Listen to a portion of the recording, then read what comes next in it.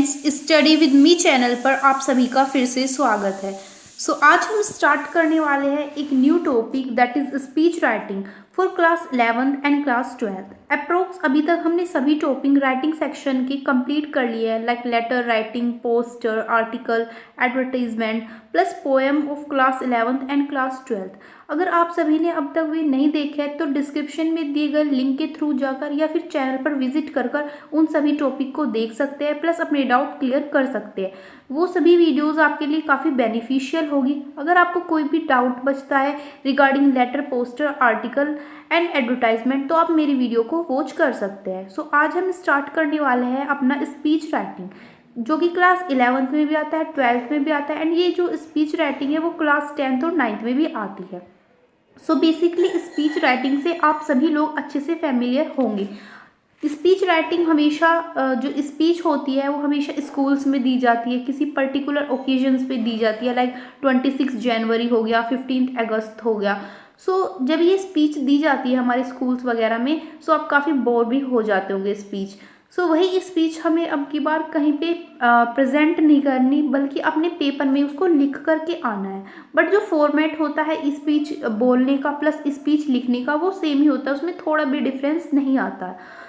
आज हम सीखेंगे कि स्पीच राइटिंग किस तरीके से लिखी जाती है class 11th and class 12th में। इससे पहले हमें इसकी वेटेज पता होनी चाहिए। ये टोटल 10 मार्क्स का होता है, जिसका वेटेज होता है वो 10 मार्क्स का होता है। इसका जो फॉर्मेट होता है वो 1 मार्क्स का होता है, इसका जो कंटेंट होता है वो 4 मार्क्स का होता है, प्लस एक्सप्रेशन इसका 5 मार्क्स का होता है। एक्सप्रेशन में इसकी एक्यूरेसी इंक्लूड है कि हम कितनी एक्यूरेसी के साथ अपने टॉपिक को रिप्रेजेंट कर रहे हैं, हम क्या क्या वर्ड यूज़ कर रहे हैं। वर्ड्स जैसे न्यू वर्ड्स जो होते हैं ना वो कैब के, अगर आप उनको यूज़ करते हो तो भी आपकी जो स्पीच है वो काफ़ी इंटरेस्टिंग लगने लगती है। प्लस हमने स्पेलिंग तो कोई मिस्टेक नहीं कर दी है, तो इस सब के भी आपको 5 मार्क्स मिलते हैं। आपको रिमेंबर क्या रखना होगा, जब भी आप स्पीच की स्टार्टिंग करोगे तो आपको एक कैची सा इंट्रोडक्शन के साथ उसे स्टार्ट करना है, जिससे जब भी उसे एग्जामिनर पढ़े, इंट्रोडक्शन पढ़ते ही वो खुश हो जाए और आपको फुल मार्क्स दे दे। अब बेसिकली हमने समझ लिया स्पीच होती क्या है, इसके टोटल मार्क्स कितने होते हैं ये, और हमें देखना है कि इसका एम क्या होता है। बेसिकली स्पीच क्यों किसी भी स्कूल वगैरह में बोली जाती है या फिर एग्जाम में क्यों आती है, इसका एम क्या होता है स्पीच का। जो एम होता है स्पीच का, राइटिंग करने हो या फिर उसे बोलना हो, वो सिर्फ अपनी ऑडियंस को कन्विंस करना होता है। यानी कि कोई भी टॉपिक हमको दिया जाएगा, मैटर नहीं है कि वो हमें बोलने का दिया जाएगा या फिर लिखने को दिया जाएगा, बट अगर कोई भी टॉपिक हमें स्पीच के लिए दिया गया है उसमें हमें अवेयरनेस क्रिएट करनी पड़ती है एमंग अपनी पब्लिक। जो हमारी पब्लिक है जिसमें अवेयरनेस क्रिएट कर सके हम, उनका अटेंशन जो है हम पा सके, इन सब के लिए हमें स्पीच बोलनी होती है या फिर स्पीच लिखनी होती है। ओके फ्रेंड्स, नेक्स्ट हम देखते हैं स्पीच को हम कैटेगराइज करते हैं 3 कैटेगरीज में। जो फर्स्ट कैटेगरी होती है वो होती है हमारा इंट्रोडक्शन, सेकंड कैटेगरी हमारी मेन बॉडी, एंड जो थर्ड कैटेगरी होती है वो होती है हमारा कंक्लूजन। इंट्रोडक्शन में बेसिकली हमें सबसे पहले अपने आप को इंट्रोड्यूस करना होता है, देन अपने टॉपिक को इंट्रोड्यूस करना होता है। इंट्रोडक्शन की हमेशा आप starting good morning, good afternoon से कर सकते हो। मेन बॉडी में कोई भी पर्टिकुलर टॉपिक आपको दिया गया है, जैसे साइंस गैजेट्स से ऐसा कुछ टॉपिक दिया गया है, इन्वायरमेंट आपको टॉपिक दिया गया है, उसमें मेन बॉडी में आप क्या लिख सकते हो, उसकी क्या क्या पर्टिकुलर टॉपिक के प्रोज है, कॉन्स है, आप ये सब यूज़ कर सकते हो। ठीक है, उसके क्या क्या बेनिफिट्स है, क्या क्या हार्मफुल है, ये सब आप यूज़ कर सकते हो। उसमें कोटेशंस यूज़ कर सकते हो। जो थर्ड पैराग्राफ होता है वो होता है हमारा कंक्लूजन। आपको अपनी स्पीच एंड करनी होती है एक परफेक्ट कंक्लूजन के साथ। उसमें आपको कंक्लूजन में बेसिकली क्या बातों का ध्यान रखना होता है, आप अपनी पब्लिक को बताते हो कि हमें क्या क्या चीज़ें यूज़ करनी चाहिए, मतलब उन्हें एक तरह से अवेयर करते हो।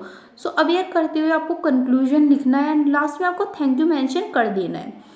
The first thing to do in any speech you write is to introduce yourself। सबसे पहला काम हमारा स्पीच राइटिंग में होता है कि हम अपने आप को इंट्रोड्यूस करें। फॉर एग्जाम्पल, मैंने एग्जाम्पल दे के भी बताया, आप यही अपनी स्पीच में कर सकते हो, जैसे good morning to all of you and thank you for taking the time to listen.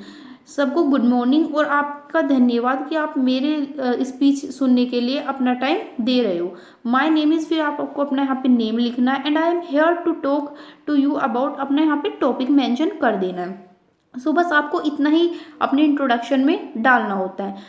ठीक है, you should always begin writing your speech in a catchy way. ठीक है, आपको हमेशा अपनी जो स्पीच है वो किसी बोरिंग टाइप में नहीं लिखनी होती, बल्कि एक कैची वे में लिखनी होती है। आप उसमें रेटोरिकल क्वेश्चंस भी पुट कर सकते हो। अब आप सोच रहे होंगे what is rhetorical questions. So rhetorical questions क्या होते हैं? बेसिकली ऐसे क्वेश्चन होते हैं जिनका आंसर आप एक्सपेक्ट नहीं करते कि आपकी ऑडियंस को पता होगा। अब हम ऐसे क्वेश्चन क्यों पूछते हैं ऑडियंस से? जब ऑडियंस को उन पर्टिकुलर क्वेश्चंस के आंसर नहीं पता होंगे तो वो सोचेगी, ऑडियंस जो है हमारी वो थिंक करेगी उन चीज़ों के बारे में। ठीक है, उन्हें उनका आंसर नहीं पता होगा तो जो भी हम सामने से आंसर देंगे उसे अच्छे से सुनेंगी। तो इसका पर्पज़ होता है because they make audience think, ये ऑडियंस को सोचने पर मजबूर करती है। यहाँ पे आप फेमस कोटेशन का यूज़ कर सकते हो। इन द लास्ट आपको एक परफेक्ट कंक्लूजन के साथ अपनी एंड करनी होती है स्पीच, और मेंशन करना होता है thank you in the end.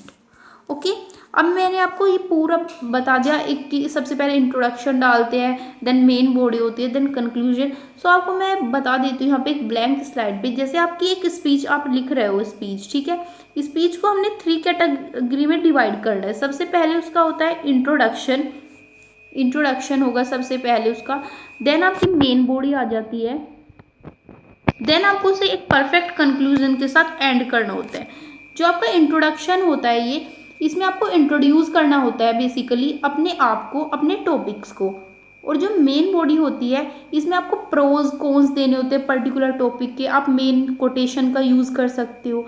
अगर आप पे थोड़ी भी इंग्लिश नहीं आती है तो मैंने अपने चैनल पर आर्टिकल राइटिंग भी समझाया। उसमें मैंने बेसिकली हमारे क्लास 11th एंड 12th में 6 से 7 ही टॉपिक होते हैं जो पूछे जाते हैं। वो डिफरेंट वेज में पूछे जाते हैं। आपको सबसे पहले हेल्थ इंपॉर्टेंट होता है, एजुकेशन इंपॉर्टेंट होता है, ट्रैवल एंड टूरिज्म इंपॉर्टेंट होता है, साइंस गैजेट्स इंपॉर्टेंट होते हैं। तो ये सब मैंने आर्टिकल राइटिंग में ऑलरेडी आपको पढ़ा दिया है। सो आप अगर मेन बॉडी आप पे नहीं लिखनी आती तो आप आर्टिकल राइटिंग वाली वीडियोस देखना, उससे आपको आर्टिकल लिखना भी आ जाएगा, प्लस आपको इसमें भी बहुत ज़्यादा हेल्प मिलेगी।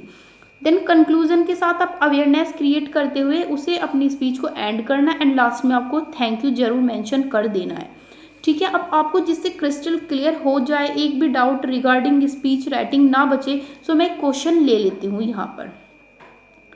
ओके, यहाँ पे मैंने क्वेश्चन लिया है, our good earth is an environmental awareness magazine. हमारी एक गुड अर्थ एनवायरमेंटल अवेयरनेस एक मैगजीन है जो कि लॉन्च हुई है marathon clean your city camping. As an active participant write a speech to be read out in the morning assembly urging student to participate in the camping. Basically इस question में क्या कहा गया है कि हमें इन्वायरमेंट को कैसे, इन्वायरमेंट के प्रति अवेयरनेस क्रिएट करनी चाहिए। वो मैगजीन लॉन्च हुई है, सो आप कैसे उस कैंपिंग में जो जितने भी स्टूडेंट हो उनको कैसे अर्ज कर सकते हो कि वो भी इसमें पार्टिसिपेट ले, तो उसके ऊपर आपको एक स्पीच लिखनी है। सो सबसे पहले वही आपको अपने आप को इंट्रोड्यूस करना है।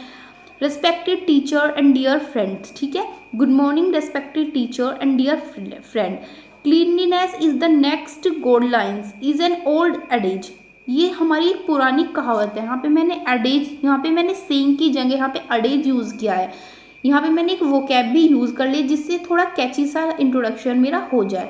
It is perhaps most relevant now a day when environmental pollution is increase day by day. यहाँ पे बताया गया है कि जो हमारा एनवायरमेंटल पोल्यूशन है वो डे बाय डे इंक्रीज होता ही चला जा रहा है, और prevention is better than cure. मैंने यहाँ पे कोटेशन का भी यूज़ करा है कि बचाव जो है बेटर होता है इलाज से। Insanitary conditions of the street not only give the city a filthy and ugly look, they also breed many harmful disease causing bacteria. So जितनी डर्टनेस होती है हमारी सोसाइटी वगैरह में, ये सिर्फ ना ही हमारे सोसाइटी को गंदा और बेकार दिखाती है, बल्कि यहाँ पे काफ़ी बैक्टीरिया भी यहाँ पे जो है हो जाते हैं जिससे काफ़ी डिजीज हो सकती है। ठीक है, our first effort therefore is to keep our surrounding clean. जो हमारा सबसे फर्स्ट स्टेप होना चाहिए वो ये होना चाहिए कि हम अपनी सराउंडिंग को क्लीन रख सके। People should separate their household solid waste into 2 part. जो पीपल है उनको सेपरेट कर देने चाहिए अपने household solid waste 2 part में, बायोडिग्रेडेबल एंड नॉन बायोडिग्रेडेबल। अगर आपको थोड़ी भी नॉलेज है साइंस की तो ये सभी मैंने अपने आर्टिकल राइटिंग में भी पढ़ा है। अगर आप मुझसे आर्टिकल राइटिंग पढ़े हो तो आप ये स्पीच बिल्कुल आराम से लिख सकते हो। तो मैंने यहाँ पे लिखा है कि जो पीपल है उन्हें अपने हाउस होल्ड सॉलिड को डिवाइड करना चाहिए 2 पार्ट्स में, biodegradable and non biodegradable. Biodegradable ऐसा सब्सटेंस होता है जो बायोडिग्रेड यानी कि आराम से जो है गल जाते हैं, नॉन बायोडिग्रेडेबल जो नहीं गलते, जिन पे बैक्टीरिया भी एक्शन करके उन्हें नहीं गला सकता है, जैसे प्लास्टिक हो गया, वो सब नॉन बायोडिग्रेडेबल में आ सकता है। Instead of heaping them together, इन्हें हमें कभी भी एक साथ नहीं जो है फेंकना चाहिए, प्रॉपर स्टेप हमें लेना चाहिए गार्बेज डिस्पोजल का। इंसिनेटर्स बेसिकली वो होते हैं जिसमें जो हमारा घर का जितना भी वेस्ट होता है वो उसमें डाल देते हैं, फिर उसको जला देते हैं, ठीक है। ये हमें एक प्रॉपर प्लेस पर इंसिनेटर्स का यूज़ करना चाहिए। हमें यूज़ करना चाहिए बायोगैस का और अदर इको फ्रेंडली मटेरियल का, जो हमारे किचन को भी क्लीन रखे प्लस हमारे एनवायरनमेंट को भी क्लीन रखे। The clean your city friendly material can help to keep the kitchen clean, ठीक है। The clean your city camping launch by the magazine. Our good earth aims to make us conscious, हमारी जो अर्थ है, हमारी जो वो उसका ये एम है कि हम अपने हमारी जो क्लीनलीनेस है उसके प्रति कितने अवेयर है, अपनी सराउंडिंग के प्रति कितने अवेयर है। We can keep our environment clean by minimizing the use of automobiles, हम अपने एनवायरनमेंट को क्लीन रख सकते हैं कम से कम यूज़ कर कर ऑटोमोबाइल का। हम रिप्लेसमेंट कर सकते हैं डीजल ड्राइवन बस का सीएनजी बस से, क्योंकि सीएनजी जो है एनवायरमेंटली फ्रेंडली गैस होती है, ठीक है। The citizen must become cleanness conscious, तो जो हमारे सिटीजन हैं उनको भी अवेयर हो जाना चाहिए कि हमें ये सब चीज़ करना चाहिए, हमें अपने एनवायरनमेंट को बिल्कुल भी पोल्यूट नहीं करना चाहिए। इस तरीके से आपको अपना स्पीच एंड करनी है, लास्ट में आपको थैंक यू जरूर मेंशन करना है। सो फ्रेंड्स, इस तरीके से आज हमने अपनी स्पीच राइटिंग सीख ली है। अगर आपको वीडियो थोड़ी भी हेल्पफुल लगी हो तो प्लीज़ मेरे चैनल को सब्सक्राइब करना प्लस वीडियो को लाइक करना। एंड कोई भी डाउट बचता है तो आप कमेंट सेक्शन में मुझसे पूछ सकते हो। सो मिलते हैं नेक्स्ट लेक्चर में, तब तक के लिए thank you so much guys, see you in the next video.